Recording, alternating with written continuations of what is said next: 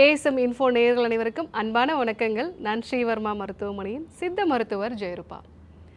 நீங்கள் இப்போ இந்த வீடியோவை தலையை குனிஞ்சிட்டு பார்த்துட்ருக்கீங்க அப்படின்னா உங்கள் கழுத்தில் ஒரு 8 வயது குழந்தையோட எடையோட தான் இந்த வீடியோவை நீங்கள் பார்த்துட்ருக்கீங்க. சர்க்கரை வியாதி, இரத்த அழுத்தம் மாதிரி இப்போது சின்ன வயதுலேருந்து வயதானவர்கள் வரைக்கும் டெக்ஸ்ட் நெக் சிண்ட்ரோம் அப்படிங்கிற ஒரு பிரச்சனை தான் எல்லாரையுமே பாதிக்கக்கூடிய ஒரு விஷயமா இருக்குது. உங்கள் தலையை ஒரு 60 டிகிரி குனிஞ்சு தொடர்ந்து ஃபோன் பார்க்குறதோ இல்லை நீங்கள் மெசேஜ் பண்ணுறது, என்னோடய வேலையே வந்து ஃபோனில் தான் டாக்டர். ஸோ தொடர்ந்து நான் ஒரு நாளைக்கு 8 மணி நேரம் மெசேஜ் பண்ணுவேன். அதே போல் லேப்டாப் பார்க்குறது இல்லை வந்து டிவி பார்க்குறது, இந்த மாதிரியான செயல்களால் உங்கள் கழுத்து பகுதியில் 27 கிலோ அளவுக்கு வெயிட்டை நீங்கள் தாங்கிக்கிட்டு தான் இந்த வேலையை நீங்கள் செய்கிறீங்க. ஸோ தொடர்ந்து இந்த மாதிரி வேலை செய்யும் பொழுது உங்கள் கழுத்தில் இருக்கக்கூடிய தசைகளில் பாதிப்பு உண்டாகி C3 அப்படின்னு நம்ம சொல்லுவோம். நம்ம கழுத்தில் இருக்கக்கூடிய சர்விக்கல் எலும்பு வந்து 3வது எலும்புலேருந்து 7வது எலும்பு வரைக்கும் ரொம்ப சீக்கிரமாகவே தேய்மானம் உண்டாகி பாதிப்பை அதிகப்படுத்துது அப்படிங்கிறதா இந்த புதிய ஆய்வறிக்கைகள்லாம் வந்து சொல்லுது. ஸோ கழுத்து வலி அப்படிங்கிறது ரொம்ப காமனான ஒரு பிரச்சனையாக இருக்குது. அதற்கு ஃபோன் யூசேஜ் அப்படிங்கிறதும் முக்கியமான காரணமாக இருக்குது. ஸோ கழுத்து வலி எதனால் உருவாகுது, இதை சரி செய்யறதுக்கு வீட்டில் இருந்தபடியே செய்யக்கூடிய 3 பயிற்சி முறைகளையும் அது கூட மருத்துவ முறைகளையும் தான் நம்ம இன்றைக்கி பார்க்க போகிறோம். முக்கியமாக வர்ம புள்ளிகளை எப்படி நம்ம கழுத்து வலிக்கு பயன்படுத்துறது அதையும் பற்றி நம்ம இன்றைக்கி பார்க்க போகிறோம். ஸோ கழுத்து வலி அப்படிங்கிறது ரொம்ப காமனான ஒரு பிரச்சனையாக இருக்குது. அதுலேயும் தொடர்ந்து பைக் ஓட்டுறவங்க, வீட்டில் சமையல் வேலை செய்கிறவங்க, வீட்டில் மாப் போடுறது, தொடர்ந்து கைகளால் வேலை செய்யும் பொழுது ஈவினிங்கில் பார்த்திங்கன்னா நல்ல கழுத்து வலி இருக்குது டாக்டர். இந்த கழுத்து வலி அதிகமாகும் பொழுதெல்லாம் தலை சுற்றல் கூட வந்து வருது. சில பேருக்கு கழுத்துலேருந்து கை வரைக்கும் வலி பரவக்கூடிய ஒரு நிலை இருக்குது. ஸோ அந்த வலி வந்து நல்ல தேல் கொட்டுற அளவுக்கு அந்த வலியோட தீவிரம் அதிகமாக இருக்குதுன்னு சொல்லக்கூடிய நபர்களை நிறைய பேரை நம்ம இன்றைக்கி பார்க்குறோம். ஸோ இதற்கு நம்ம ஃபோன் யூஸ் பண்ணுறதும் முக்கியமான காரணமாக இருக்குது. காலையில் எழுந்திருக்கும் போது திடீர்னு கழுத்தை திருப்ப முடியலை. ஸோ கழுத்தில் வந்து ஒரு நல்ல ஸ்டிஃபான ஒரு நிலை இருக்குது. ஷோல்டர்லேயும் அந்த பெயின் இருக்குது. ஸோ இப்படி ஒரு சில விஷயங்கள் வந்து நான் ரொம்ப ஸ்ட்ரெஸ் ஆகும்போதெல்லாம் இந்த பிரச்சனை வருது டாக்டர் அப்படின்னு சொல்கிறவங்கள நம்ம இன்றைக்கி பார்க்குறோம். அதுவும் முக்கியமாக இந்த ஐடி செக்டரில் ஒர்க் பண்ணுறவங்க இந்த ப்ராஜெக்ட் வந்து நெருங்கக்கூடிய சமயத்தில் தான் டாக்டர் இந்த கழுத்தெல்லாம் நல்லா ஸ்டிஃப் ஆகிடுது, தோள்பட்டையெல்லாம் நல்லா இறுகி போன மாதிரி ஆகிடுது, தலை சுத்தல் கூட வருது அப்படின்னு சொல்லுவாங்க. அப்படிப்பட்ட நபர்கள் இந்த 3 பயிற்சியை ரெகுலராக பண்ணிங்க அப்படின்னா உங்கள் கழுத்தில் உண்டாகக்கூடிய ஸ்டிஃப்னஸை வந்து நீங்கள் குறைச்சிக்கலாம். ஏன்னா நமக்கு டிஸ்கில் ப்ராப்ளம் வரதுக்கு முன்னாடியே நம்மளுடைய தண்டுவடத்தை பாதுகாக்கிறதுக்காக தான் இந்த ஸ்டிஃப்னஸ்ங்கிற வருது. நம்ம ஸ்டிஃப்னஸை குறைக்கிறதுக்காக மசில் ரிலாக்ஸண்ட் எடுத்துக்கும் பொழுது அடுத்த கட்டமாக நீங்கள் அந்த பாய்ச்சரை வந்து கரெக்ட் பண்ணலை, நீங்கள் செய்யக்கூடிய தவறுகளை செஞ்சுக்கிட்டே இருக்கீங்கன்னா தான் அடுத்து தான் உங்களுக்கு டிஸ்க் சம்மந்தமான பிரச்சனைகள் வருது. ஸோ அப்போது உங்கள் பாய்ச்சரை கரெக்ட் பண்ண வேண்டியது அவசியம். ஸோ நீங்கள் தொடர்ந்து ஃபோனில் ஒர்க் பண்ணுறீங்க இல்லை வந்து லேப்டாப் பார்க்குறீங்க அப்படின்னா ஸோ ஒவ்வொரு 20 நிமிஷத்துக்கு ஒரு முறையும் உங்களுடைய தோள்பட்டையை கொஞ்சம் பின்னோக்கி நீங்கள் வந்து நகர்த்திட்டு உங்களுடைய கீழ்த்தாடையை டக்கின் பண்ணணும். ஸோ உங்கள் நெக்கை வந்து டக்கின் பண்ணுறது அப்படின்னு நம்ம சொல்லுவோம். ஸோ இந்த மாதிரி நீங்கள் டக்கின் பண்ணிவிட்டு ஒரு 20 செகண்ட் வந்து உங்களுடைய பொசிஷனை கரெக்டாக மெயின்டைன் பண்ணுங்கள். உங்களுடைய ஸ்பைன் வந்து ஸ்ட்ரைட்டாக இருக்கணும்.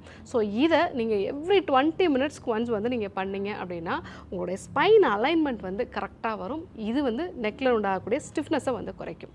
2வது பயிற்சி, ஸோ தொடர்ந்து கழுத்தில் பாதிப்பு இருக்கக்கூடிய நபர்கள், நான் உட்கார்ந்தபடியே தான் எனக்கு வேலை அப்படின்னு சொல்லக்கூடிய நபர்கள் இந்த ஒரு பயிற்சியை நீங்கள் பண்ணலாம்.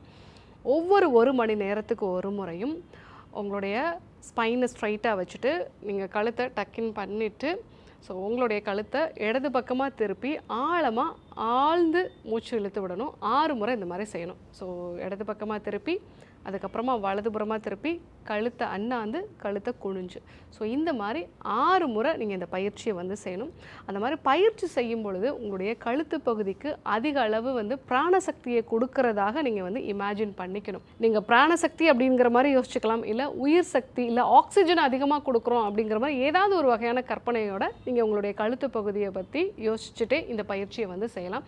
ஸோ ஒவ்வொரு 1 மணி நேரத்துக்கு ஒரு முறையோ இல்லை ஒரு 2 மணி நேரத்துக்கு ஒரு முறையாவது இந்த பயிற்சியை நீங்கள் வந்து பண்ணும் பொழுது உங்கள் கழுத்து பகுதிக்கு நல்ல ஒரு சப்போர்ட் வந்து கிடைக்கும். ஸோ தொடர்ந்து ஒரு 1 வீக் இந்த மாதிரி நீங்கள் ஃபாலோ பண்ணிங்க அப்படின்னாலே உங்களுடைய கழுத்து வலி முற்றிலுமாக சரியாகிறத நீங்கள் பார்க்கலாம். மூன்றாவதாக அடிக்கடி இந்த ஒரு பயிற்சியை நீங்கள் வந்து பண்ணணும். ஸோ இதற்கும் உங்களுடைய கழுத்தை வந்து நல்லா டக்கின் பண்ணிவிட்டு ஷோல்டரை வந்து பின்னாடி கொஞ்சம் நீங்கள் வந்து தள்ளிட்டு ஸோ உங்களுடைய கைகளை நல்லா இழுத்து பிடிக்கணும். ஸோ இந்த மாதிரி உங்களால் முடிஞ்ச மட்டும் உங்களுடைய செஸ்ட்டுக்கு நேர இந்த கைகளை வச்சு நல்லா இழுத்து பிடிக்கணும். இப்படி பண்ணும்பொழுதும் நீங்கள் கழுத்து பகுதியில் நல்ல ஒரு ஸ்ட்ரெச் கிடைக்கிறத வந்து உணரலாம். ஸோ இந்த ஒரு பயிற்சியும் நீங்கள் அடிக்கடி வந்து பண்ணலாம்.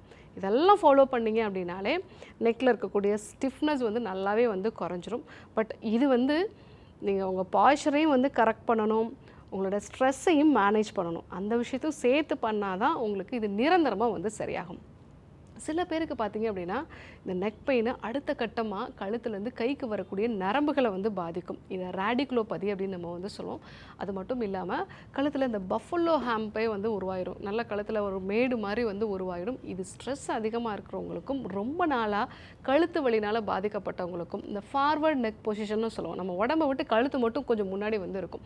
இந்த மாதிரி பொசிஷன்லேயே ரொம்ப நாள் வேலை பார்க்குறவங்க, தொடர்ந்து பைக் வந்து அதிகமாக ஓட்டுறவங்க, சில குடும்ப தலைவிகள்லாம் பார்க்கலாம். ஸோ தொடர்ந்து கைகளால் வந்து வேலை செஞ்சுருப்பாங்க. அவங்களுடைய பொசிஷன் வந்து கரெக்டாக வந்திருக்காது. பெண்களை பொறுத்த வரைக்கும் இந்த தோள்பட்டையை முன்னோக்கி குனிஞ்சு வந்து இருப்பாங்க. ஸோ அந்த மாதிரியான ஒரு பாய்ச்சரில் இருக்கிறாங்க அப்படின்னாலும் கழுத்து வலி ரொம்ப ஈஸியாக வரலாம். அவங்கெல்லாம் என்ன விஷயங்களை ஃபாலோ பண்ணலாம் அப்படின்னா வர்ம புள்ளிகளை வந்து அசைக்கலாம். ஸோ வர்ம புள்ளிகளை பொறுத்த வரைக்கும் நம்ம உச்சியில் இருக்கக்கூடிய கொண்டை கொல்லி வர்மம், அதே மாதிரி பிடரியில் இருக்கக்கூடிய பிடரி வர்மம், கையில் இருக்கக்கூடிய கை கவுளி வர்மம், அதே மாதிரி நம்மளுடைய புஜப்பகுதியில் இருக்கக்கூடிய சவ்வு வர்மம். இந்த வர்ம புள்ளிகளை வந்து அசைக்கிறதன் மூலமாக இந்த ரேடிகுலோபதி சார்ந்த பிரச்சனைகளில் கொஞ்சம் தீர்வை வந்து நம்ம கொண்டு வர முடியும். பட் இதற்கு உள்ளுக்கு மருந்து சாப்பிட வேண்டியதும் பயிற்சி முறைகளும் யோக பயிற்சியும் சுவாச பயிற்சியும் ரொம்ப ரொம்ப அவசியம். மருந்துகளை பொறுத்த வரைக்கும் வர்ம தைலம் வந்து நம்ம எடுத்துக்கலாம். வர்ம தைலம் ஒரு 25 சொட்டு காலை இரவு 2 வேளையும் ஒரு 1/2 டம்ளர் பாலோட காலையில் நம்ம வெறும் வயிற்றில் வந்து எடுத்துக்கணும். ஸோ அந்த மாதிரி எடுத்துக்கும் போது தண்டுவடம் சார்ந்த பிரச்சனைகளில் நல்ல ஒரு மாற்றம் இருக்கும். வெளிப்பகுதியில் மகாராஜா தைலம் தேய்ச்சிட்டு விதவிதமான வெந்நீர் வச்சு கொஞ்சம் ஒத்தரம் கொடுத்தோம் அப்படின்னாலே நல்ல ஒரு மாற்றம் இருக்கும். இதற்குன்னு சில பயிற்சி முறைகள் இருக்குது. புஜங்காசன பயிற்சி, அதே மாதிரி கேட் அண்ட் கவ் போஸ், மர்ஜரி ஆசனம், இந்த மாதிரியான ஆசன பயிற்சிகளெல்லாம் நம்ம வந்து செய்யும் பொழுது தண்டுவடம் நல்லாவே வந்து பலப்படும். ஸோ இந்த ஒரு பயிற்சி முறைகளையும் நம்ம வந்து தொடர்ந்து செய்யலாம். கழுத்து வலி அப்படிங்கிறது நிறைய பேருக்கு ஸ்ட்ரெஸ்னாலேயும் வந்து வருது. மெயினாக நம்மளுடைய ட்ரப்பீசியஸ் மசில்னு நம்ம சொல்லுவோம். நம்ம கழுத்தையும் நம்மளுடைய மேல் பகுதியையும் மேல் முதுகையும் வந்து இணைக்கிறதுல ஒரு சதுர வடிவத்தில் இருக்கக்கூடிய ட்ரப்பீசியஸ்ங்கிற மசில் நம்ம எப்பெல்லாம் ஸ்ட்ரெஸ் ஆகுறோமோ அப்போல்லாம் டைட் ஆகிடும். ஸோ அதனால தான் நிறைய பேர் வந்து ஒரு ஸ்ட்ரெஸ்ஃபுல்லான டேயில் கழுத்தை ரொம்ப சிரமப்படுறதா வந்து சொல்லுவாங்க. ஸோ அந்த மாதிரி நிலைகளில் நல்ல சுடு தண்ணியில் நீங்கள் குளிச்சுட்டு எளிமையான சுவாச பயிற்சிகளை மேற்கொள்கிறது, இல்லை நல்ல ஒரு மியூசிக் வந்து கேட்குறது, இல்லை ஒரு நடைப்பயிற்சியை வந்து மேற்கொள்கிறது, இதெல்லாம் நீங்கள் ஃபாலோ பண்ணிங்க அப்படின்னாலே உங்கள் ஸ்ட்ரெஸ் நல்லா குறையும். இல்லை உங்களுக்கு பிடிச்ச மாதிரி உங்கள் ஸ்ட்ரெஸ் மேனேஜ்மெண்ட், ஸோ நீங்கள் பெட்டோட விளையாடுறதோ இல்லை வந்து ஏதாவது உங்களுக்கு பிடிச்ச மாதிரி ஒரு படம் பார்க்குறது, இந்த மாதிரி ஏதாவது நீங்கள் உங்களுக்கான ஸ்ட்ரெஸ்ஸை வந்து குறைக்கக்கூடிய விஷயங்களை ஃபாலோ பண்ணிங்க அப்படின்னாலே இந்த கழுத்து பகுதியில் நல்ல ஒரு மாற்றத்தை வந்து பார்க்கலாம். எக்ஸ்டர்னலாக ஆயில் அப்ளிகேஷனும் நம்ம வந்து பண்ணிக்கலாம். ஸோ கழுத்து அப்படிங்கிறது வந்து நம்மளுடைய தண்டுவடத்துக்கும் மூளைக்குமான ஒரு இணைப்பு பாலமாக இருக்கிறது. இது நீங்கள் தொடர்ந்து எப்படி உட்காருறீங்க, எப்படி வேலை செய்கிறீங்க அப்படிங்கிறத பொறுத்தும் வலிகள் உருவாகும். மன அழுத்தம் இருந்தாலும் வலிகள் உருவாகும். ஒரு சில வேலைகளால் பைக் ஓட்டுறது இல்லை வெயிட்டை தூக்கி போடுறது, இந்த மாதிரியான நிலைகளாலையும் வலிகள் வந்து அதிகமாகலாம். பட் ஆரம்ப கட்டத்திலே அதை சரி செய்ய வேண்டியது அவசியம். முக்கியமாக ஃபோன் பார்த்துக்கிட்டே வேலை செய்கிறது, அந்த ஃபோனில் தான் என்னோடய வேலைகள் இருக்குது அப்படின்னு சொல்கிறவங்க பயிற்சி முறைகளை கண்டிப்பாக பண்ணுங்கள். ஸோ இன்றைக்கி கழுத்து வலி அப்படிங்கிறது எதனால் உருவாகுது, அதற்கான 3 முக்கியமான பயிற்சிகளையும் மருந்துகளையும் பற்றி நம்ம வந்து பார்த்தோம். கண்டிப்பாக ஃபாலோ பண்ணி பாருங்கள். உங்களுக்கு கழுத்து வலி எப்படி உருவானது, எந்த மாதிரியான அறிகுறிகள் வந்து இருக்குது.